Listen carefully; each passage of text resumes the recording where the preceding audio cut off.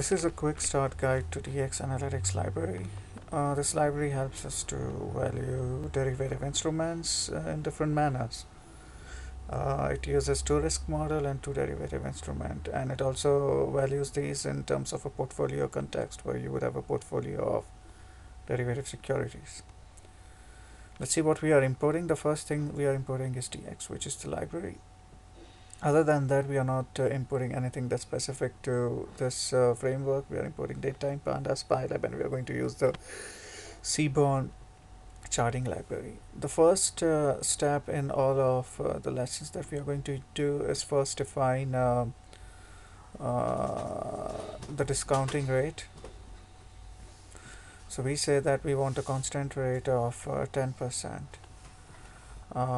This is critical because many of the time we want to fill in the whole yield curve, which is a continuous curve, which is going to be used in the discounting model, but we can select a constant curve. If you look at some of the other models, I'm jumping to 4, it again uses a constant curve, and as you know that the yield curve could be of a different manner, upward sloping, downward sloping, and different aspects, continuous, discrete, and all those stuff, which we have to do interpolation to make it smooth and so on. So to keep the complexity out for now, we are going to say that R is a constant, and if you see this comes from the dx constant rate, we can delve into df and look at this constant rate function.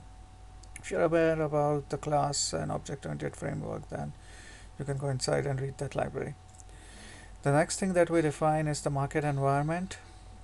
The market environment is broadly the whole framework or the whole object that we are going to use to add different values inside that. If you see, we define me underscore 1, then we use that to add initial value of whatever we want to price. We add volatility, we add the final date, and since it's a derivative specific library, everything should have a final date and things like that, whether it's a call option, put option, future, or whatever.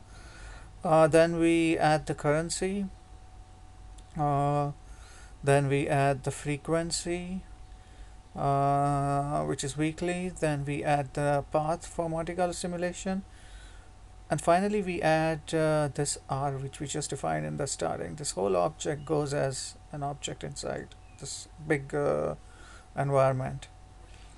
Once that is done, the model object, the first risk factor based on GBM, then we use dx.gbm and use gbm1 and on this market environment. This market environment was just defined by us in the last two lines, which goes as an input for this function. So again, we are playing with object. The first object that we defined was this interest rate curve. We said that to keep it simple, we'll use a constant interest rate, and to do that we had this constant short rate function. I am not sure if it's a constant rate or a constant short rate. If it's a constant short rate, then it's going to build up the model using that short rate. So, but since it's 1%, my guess is that it might be the short rate which it builds upon, but we'll look into that later.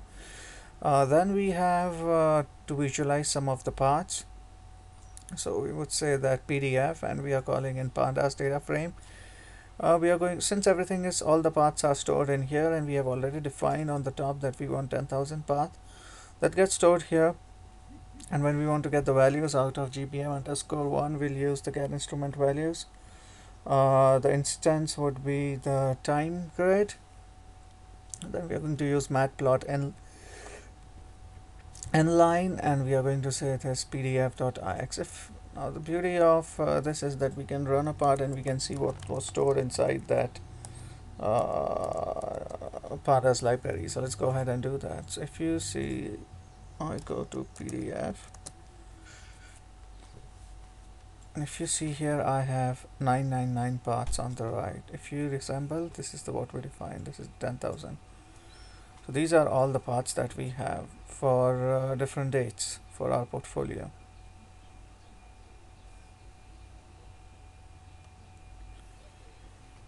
And here what we are doing is implicit location, and we are taking only the first 10 part for all these dates.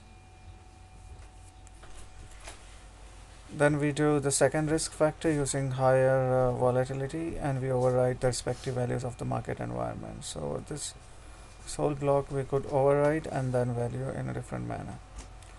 So in the first exercise we were just interested in getting all the 999 paths, um, and get instrument value got us the value of the instrument which was here, which started with 100.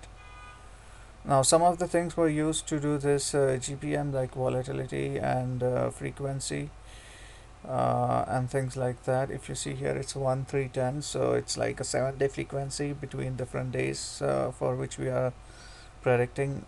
So all of the data points that we get are like 7 days apart. Then when I move to second risk factor with higher volatility, we override the respective function in the market. So uh, we are going to create a new market environment. We are going to use the pricing that we have already. Whenever we are in doubt, we can just copy this and see if we can split this off. So let me show you. Whatever is an add constant would go as a constant inside the class, and I can get the date time whenever I need it later.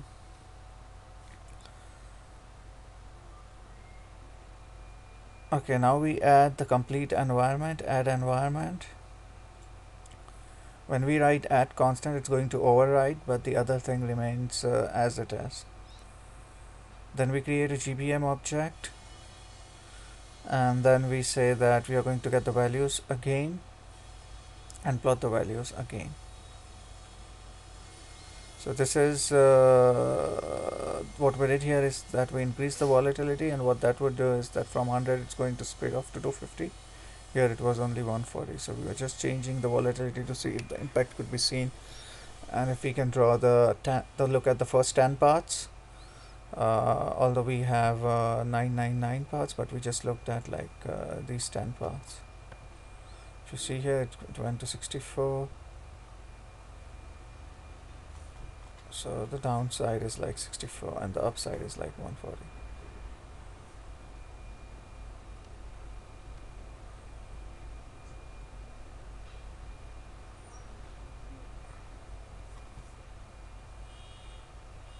Okay, now we would look at the valuation model now. So based on the risk factors, we can define derivative models for valuation. To this end, we need to add at least one maturity in general, two maturity and strike to the market environment. So right now we did not add anything that would help us look at any derivative instrument on this. Though we had a final date, but we did not have the strike, and final date is different from this maturity date, because final date would be used to like get to the last point till which we are valuing, because we cannot leave it as an open-ended. So final date would be like starting date and ending date for these kind of charts to end the simulation.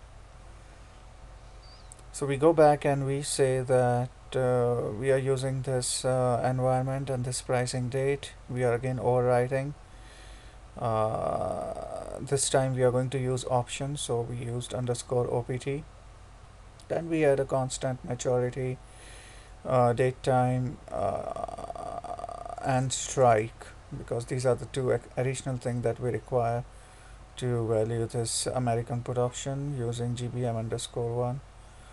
And then we say AM underscore PUT, which would be an object. We'll say that valuation MCS, Monte Carlo simulation American single, and then we say name it as the name of the valuation would be AM underscore PUT.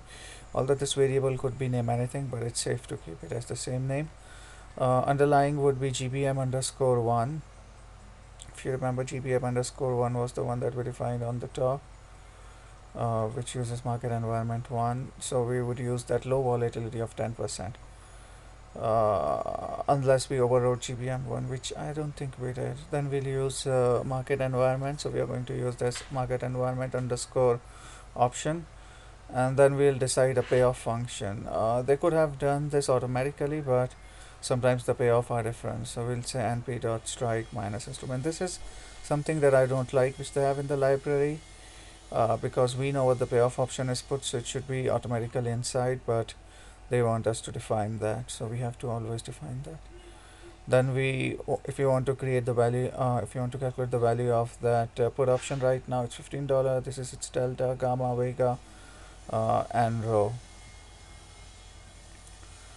The second derivative is a European call option. So this was an